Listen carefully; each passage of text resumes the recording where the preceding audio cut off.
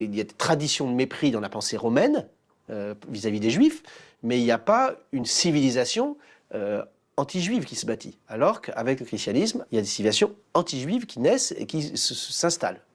Les Juifs dans leur ensemble sont désignés comme les assassins de Jésus.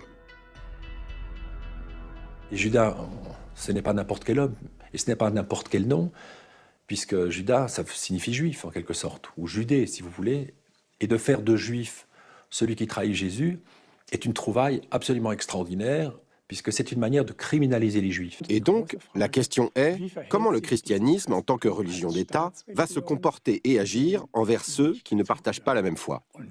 Et c'est à ce moment-là que s'inscrit une étape supplémentaire, voire un pas décisif, dans la construction de l'antijudaïsme et de l'antisémitisme.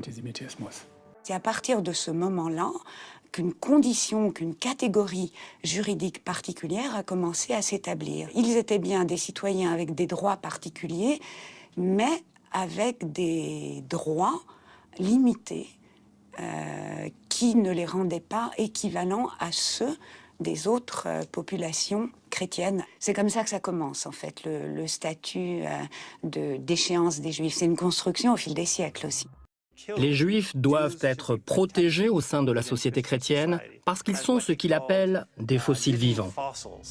Pour Augustin, dans son livre La Cité de Dieu, les Juifs doivent être maintenus en vie dans des conditions de servitude et d'humiliation.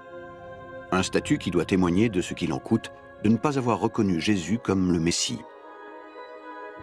Transmis à travers le temps par 400 manuscrits copiés ou imprimés, son texte latin sera traduit et enseigné dans les royaumes chrétiens.